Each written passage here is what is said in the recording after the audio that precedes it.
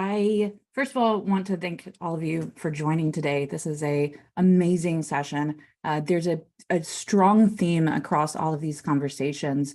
And I think it's really valuable to take a step back and recognize the relationship portion of all of the conversations thus far. And from what I've seen to continuing on the rest of it, a big part of leadership is embracing those leadership, those relationships within leadership, and then within the teams themselves. So you're going to see a theme here that's going to continue on, and that's building those relationships, building your team, building that really good case for security to be at the business table. So to the previous speakers, thank you so much. It's the chat channel is on fire, and everyone's doing just an amazing job. So thank you for the content. So we are going to talk today about business enablement. So in the last at least few years, we know that business enablement keeps coming up more and more and more and more. And we have this really key opportunity to move the needle from that more antiquated, which we haven't been in a really long time, and everybody that's been in security for a while knows we're not the department of no anymore, and we haven't been for a really, really long time, and we're not just a cost center anymore. We have an opportunity to sit at the table and to really start having conversation with other business leaders about how do we make sure that the business functions, how is it successful, and how can we provide the value that we need to, not just to ourselves, our customers within the company, our other business leaders, but also to our clients, our end users. In my case, I've worked with a lot of companies that work with patients, which is you're completely spot on. Something I'm incredibly passionate about to make sure that individuals are protected, especially in the healthcare arena. So I'm going to talk a little bit about business enablement. Again, my name is Barbee Mooneyhan. I am the Chief Information Security and Privacy Officer at Wellbot Health, and I have been there since November, and it's just been a wild ride. So just having that passion towards helping individuals, making sure that they're protected. And then I actually, fun fact, I have a bachelor's in psychology. So when this opportunity presented itself and I could do this really cool thing of being able to protect adolescents, postpartum depression, and individuals with mild to moderate depression, I had to take the opportunity. I had to dive into this because it's just, Wellbot Health is just doing incredible things in the mental health arena. And as we've talked all through this, relationships are important. Our mental health is important. Where we are is important. Being in a safe place, making sure that we're able to communicate, collaborate together are all incredibly important things. So when we talk about business enablement, we have a word, but oftentimes we just say, let's get at the table. But what does that actually look like and how does that work? So we've actually kind of developed out a few core programs, or you'll see a lot of the relationship elements as well. A few concentrations that as leaders and as pretty much anywhere you are in your job roles, you can start to focus on to really show that value back to the business beyond not that we don't need it. Obviously, we need our blue team and our red team and purple teams and orange teams, but to be able to start having the conversation at the business level as well. So we talk about business continuity to make sure that the business not only is functioning in the moment, but can continue to function no matter what happens. There's business digital transformation. There's business security and privacy compliance, making sure that if there's regulatory concerns, legal concerns, or if there's frameworks that you are need to be adherent to, that you're able to be adherent to those. And then also that translates to the business, and you know that the business is able to be compliant with those requests and those demands.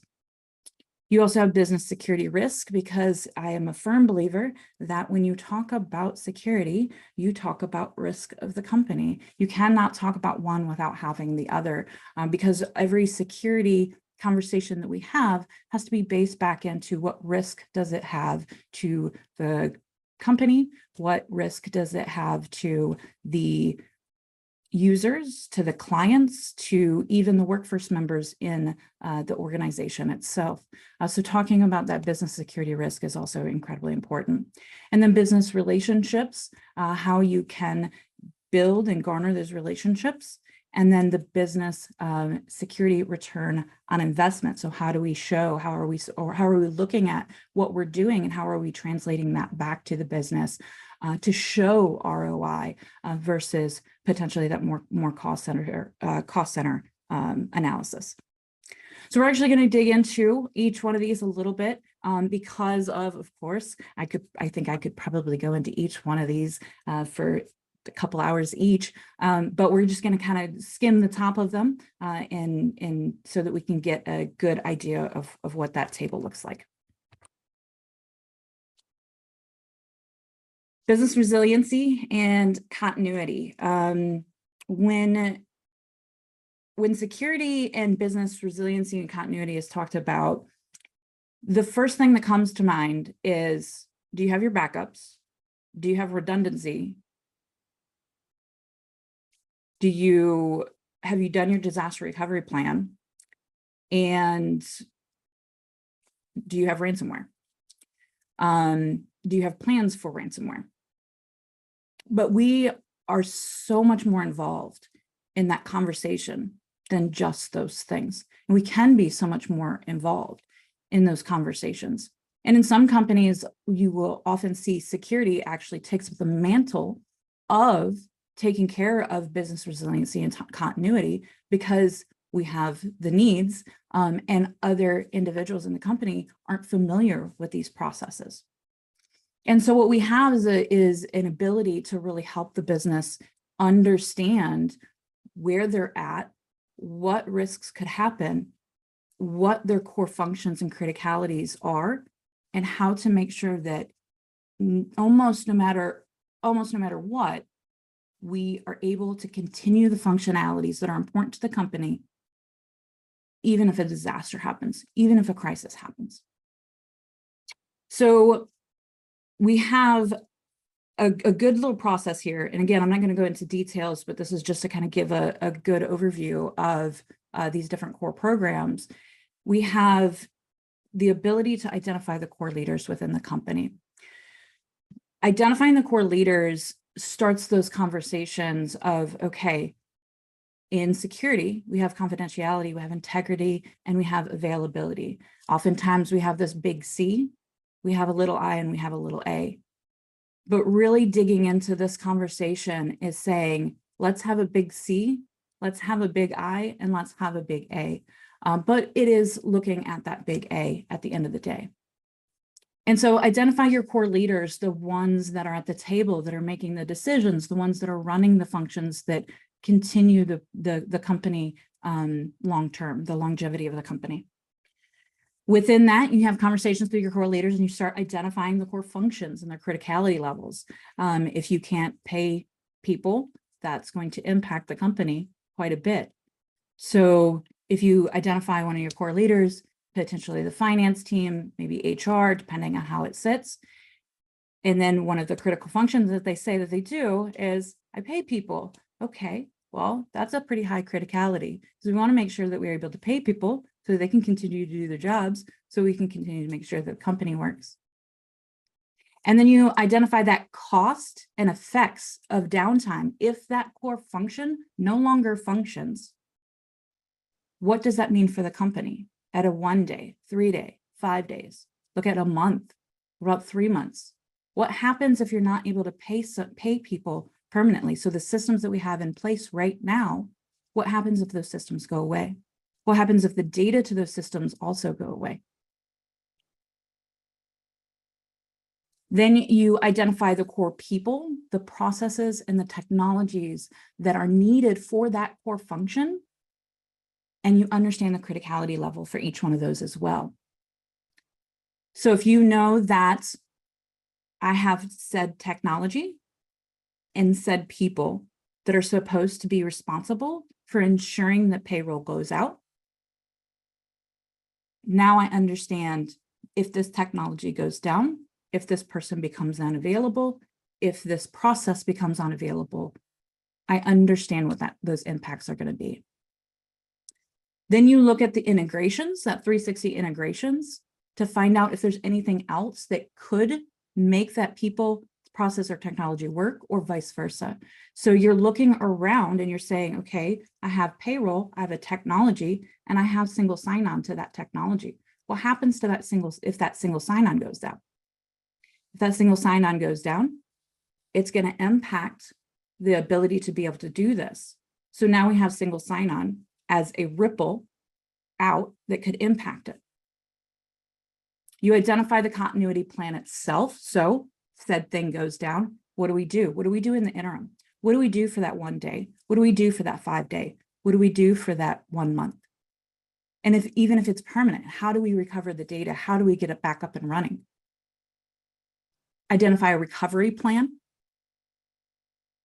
Identify how you're going to communicate things out to the company, or if you have to communicate out to the public, or if you have to communicate out to key stakeholders or clients, potentially. Suppliers can even be impacted.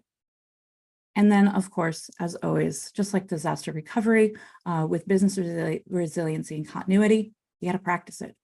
You got to make sure that the time that you do it isn't the time that it happens, because that's too late.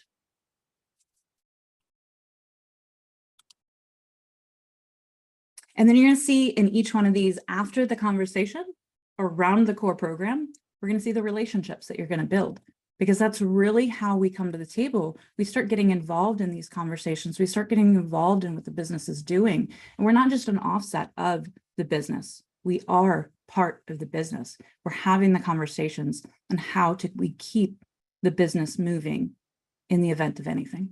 So in this case, of course, core leaders, if you call them senior leadership teams, if you call them executive leadership teams, if you call them core teams, however your company identifies with that, the core leaders are going to be a critical component in that relationship. You also have business resiliency, continuity, and recovery teams.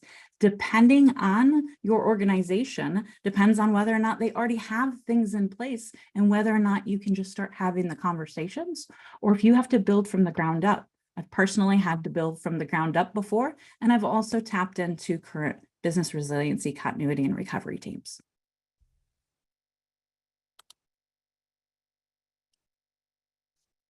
So that was one of the core programs. This one is about business digital transformation. So how do we move faster? We move faster by creating and coming to the table to create the capabilities that allow us to do things faster. We hear all the time, cloud adaptation. I know business digital transformation is one of the keywords right now, but cloud adaptation is huge. We spin things up faster. We're able to deploy and shrink. The costs associated with it oftentimes go down than having the antiquated on-premise server type systems or databases or warehouses. So cloud adaptation, if we're at the table and we're having the conversations, a lot of the security is built in, but it's also a shared responsibility model with those cloud suppliers. And so when we come to the table and we have those conversations with them and we're part of the architectural conversation, instead of the after effect or the afterthought of, oh, once we get it in place, let's put some monitoring in place and we'll have a pen test to make sure that it's done right. If we're in those conversations earlier and we're encouraging that digital transformation, if done right, the business can move faster. Same thing with automation. Automation, I am a huge, huge fan of. It actually reduces quite a bit of potential user error. And then we're able to take a process and then we're able to do it And then we can set that to the side and we can go back to the priority, as long as you're going back and testing it, making sure that it's working occasionally. But we can go back to the more priority items, because we've identified if we do something more than a few times, it probably could be automated. You also have the STAR as a service. So infrastructure as a service, software as a service, things to that nature that allow us to be able to build up faster. But if those things are happening rogue, or if they're happening without our involvement or our conversations, the configuration of them may end up creating security vulnerabilities. Whereas if we're providing the assistance in the information, then we can really drive into using those stars as service to help us with our organizations. The last two companies I've worked in has actually embraced the STAR as a service, because we are smaller companies. We're not like a ginormous organization. We really embrace those STAR as a services because we're all work from home. And in that remote capability, that remote process, now there's different ways that we can protect ourselves. And it reduces down our on-prem digital footprint. It reduces down a lot of the endpoint pieces, because if you're controlling the browser and you're controlling the user experience and the traffic, and you're creating an edge network, it changes the game on how we think of things. STAR as code. So infrastructure as code, again, it's security as code, compliance as code, being able to get that information into the pipeline, being able to reduce potential configuration issues, being able to have standardization. So you have your standardization in your policy, your procedures, your standards, your guidelines, and now we translate those over to as code, and that allows us to move a lot faster. But if we have to work with those teams to be able to make sure that when they are configuring those items are configured in alliance with our standards. I won't go through all of these because of time, but configuration management, guidelines, baselines, standards, of course, we just talked about. We also work with the teams for procedure and working instructions. And this is really coming to the table with these different teams and having these conversations versus waiting for the conversation to happen, or setting up policies and saying, go have fun with these, make sure that you're adherent to them, but really, really working with the organization. The relationships that you will develop and the relationships that are really key to make the success is engineering. Of course, if you're in an environment that has development, product, your IT, and then the business innovators themselves. So the business innovators, they're the individuals that want to move faster, want to move stronger, want to go. So they're going to adapt themselves. And if we create those relationships preterm and we start to really have the conversations and they start to trust us, of course, Jason, thank you so much for that earlier, the ability to have those conversations and the business innovators coming to us for those conversations versus finding them later once they're already configured, and then we're having a much different conversation. It's really helpful to be able to build that relationship instead of the latter.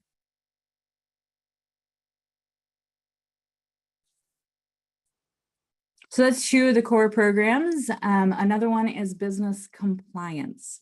And so how do we get to the point in which our policy and procedures match the businesses?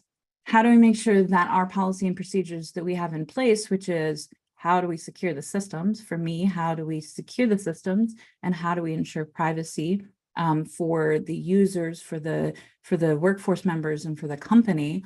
How do we make sure that we can understand the business policy and procedures, understand the business's functions, align our documents to those business functions, identify teams responsible for that work, because oftentimes we have to translate that over to those lanes work. So how do we make sure that our policy and procedures start to bleed into, we often have our own policy and procedure set somewhere. And then if your team uses Confluence, how do we make sure that the information in there not only is compliant back to our policy and procedures, but also our policy and procedures match what operational realism is in your environment?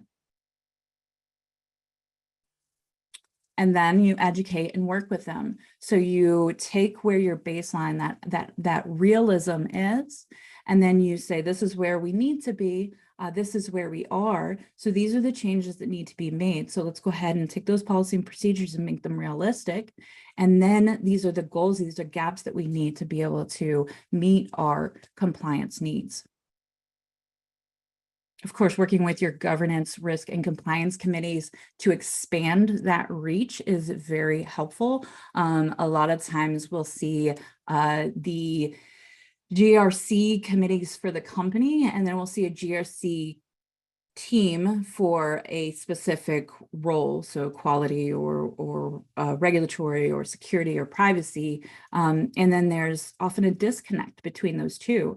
But in reality, if you come together, that should be a committee and a conversation throughout the organization, because a lot of those processes and a lot of those conversations that you need to have, they're the same as the ones of the other people that are doing governance, risk, and compliance from other standards or under other elements within the company. So if you're having those conversations, you can unite that front and really help the business move forward. You can also make sure that there's not redundant issues or conflicts within somebody else's governance, risk, and compliance frameworks to yours.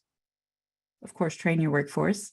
That is very important, making sure that your policies and what they need to be compliant to is in a location that is super easy for them to find, and that they're aware of it, making sure that they're attesting to it every single year, and that you're making it clear to them of what that means. Policy and procedures fall in this line, kind of like privacy policies do. They fall in this line that you want to have the official pieces of it for legal purposes and auditing purposes, but then also you're trying to make it clear enough for the individuals that have to read them to make sure that they understand what it actually means.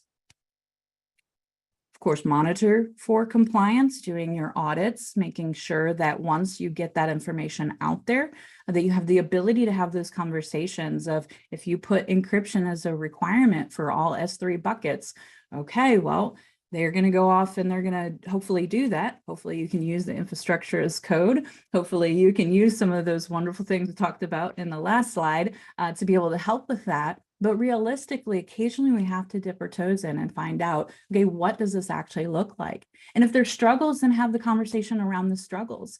Make sure that you're meeting them where they are instead of just saying, oh, you got some findings, go fix this stuff.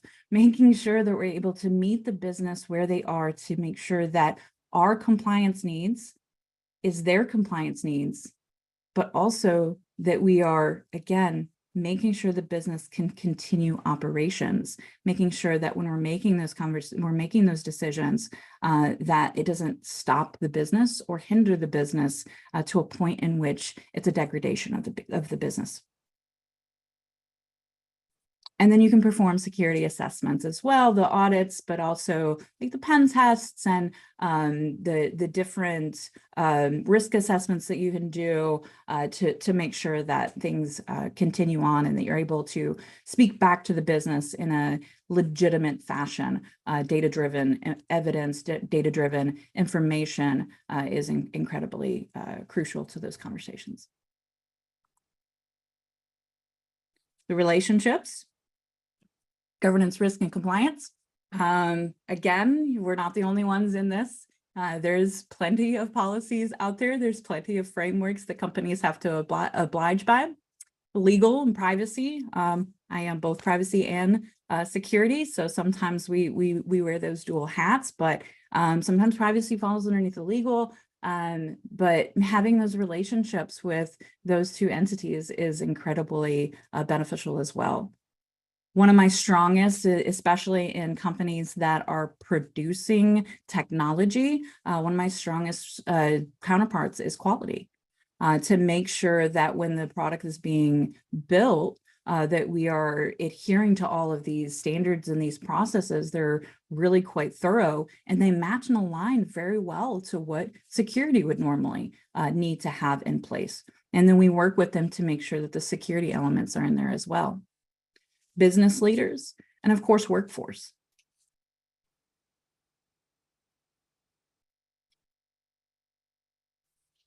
Moving on to risk. Again, what I said earlier, I firmly believe that risk is one of the biggest conversations that we have with the business, because at the end of the day, there's a lot of work to be done. Security is often seen as this huge monolith of things and tasks and checkbox and processes that have to be put in place and technology that has to be put in place. But when we base it back to, this is what we're leaving open, these are the risks that are involved with that. This is, like, for me, I have to think about patient safety. I have to think about how it's going to impact workforce members. I have to think about how it's going to impact our clients, how it's potentially going to, like, from a supplier risk perspective, not only for suppliers that we have, but also that we are a supplier. I have to make sure that I understand what those risks are. I'm able to communicate them back. So really sitting down with the business, the executive leadership team, and understanding the company's risk profile and what that appetite is. Some companies are very, let's move fast, let's break things, let's fix it later. Let's throw all the spaghetti noodles on the wall and find out which one sticks. And then you have to start talking about, okay, well, that's great and that's wonderful. I want to be able to support that, and I want to be able to help make this happen. But let's talk about how to do that from a responsible perspective. And let's make sure that those end users are still protected, to make sure that, you know, we're not jeopardizing our partnerships with either clients or other entities, because we're taking these risks, and then later on we have to pay the debt to those risks. Understand the business needs. I think that's a critical piece. If you have a house and you want to be so secure that you board up all of the windows and you board up all the doors, or you build a house that's so secure that you just don't have any of that stuff, well, that's great, but nothing's going to get done. You're going to be locked inside a house, and the actual world's going to continue to move on without you. Or nobody can get in, you're isolated. And how are you going to make impacts and make influences in the world if you're isolated in your house with the windows boarded up? And so when we sit down and start having these conversations, the number one thing is to say, okay, what are we trying to do and why? And if there's not really good business need, usually you can draft that out pretty quick. But a lot of times they'll be able to explain to you what they're trying to do. And if they can explain to you what they're trying to do, you can roll that back and say, awesome, this is the business need. These are our options. And a lot of times people don't understand that there's options either. Identify the potential threats and vulnerabilities to that business need, understand risk on confidentiality, integrity, availability, and accountability. Of course, you're going to assess the risk level, educate the business, mitigate and or remediate the risk, and then manage exceptions. Exceptions are a big part of security, and they're a big part of being able to manage risk. Understanding what exception is happening from the policy and procedures, or what compliant framework that you need, making sure that you understand what that exception is and what risk is driven towards that, and then having a conversation with the executive leadership so that they understand what that risk is as well, and then having them sign off on it consciously, and then being responsible for that risk. The relationships here is governance, risk, and compliance, legal, privacy, finance, and of course, our workforce members. Business, after all, is nothing more than a bunch of human relationships. So we talked a lot about the core programs. Another core program, and I still consider it to be a core program, is relationships themselves. So you have the ability to put in programs, you can have conversations yourself, and of course there is the Business Information Security Officer role as well that works as a bridge across security in the business to be able to translate that information back and forth. Advocacy programs are a great first step to that functionality, where you have advocates in each lane, and then you have those conversations with those advocates, and those advocates sit in the conversations, and then they're able to translate that business need back to security, and then security is able to help align with the needs of the business and keep that conversation moving forward. And then our return on investment. So again, at the beginning of the conversation, I said something along the lines of that antiquated cost effect that we have. And yes, we are a cost center. That's just the truth. Almost every single department is a cost center at this point. But your return on investments are really strong if you can provide evidence around them. So you have return on investments for risk management. If we avoided the risk, what benefit does that have to the company? What return on investment does that look like? Our certifications or attestations, like our external attestations, when we align ourselves to frameworks, when we prove our security and privacy compliance to regulatory or to industry standards, we're able to have conversations with clients a lot better. Those big, long 260-page questionnaires that get sent over when we're trying to pull in clients, they change. That conversation changes slightly because you're able to provide that evidence that you are a secure in private company and you can handle whatever it is that entity is trying to do and whatever they have to be compliant to as well. Again, I'm not going to go over all of these, but I'm going to show an example for the next slide here. And this is an example of showing return on investment for business continuity. So before putting business continuity in, you do have an estimated tool downtime cost without business continuity. So if our payroll goes down and you can, like the financial function billing, if we're not able to bill, what does that look like? If we don't have business continuity in place, we literally lose everything and we aren't able to continue moving forward. And we're drastically trying to put measures in place in the moment versus having a plan in place. Well, you're not going to get rid of all of the financial impacts or all of the impacts for it. You will be able to reduce it quite a bit because while you're working slower, you're still functioning within that capacity. So this is just an example for business continuity ROI. You can do it with a bunch of other things, but I wanted to make sure that got in front of you before the end.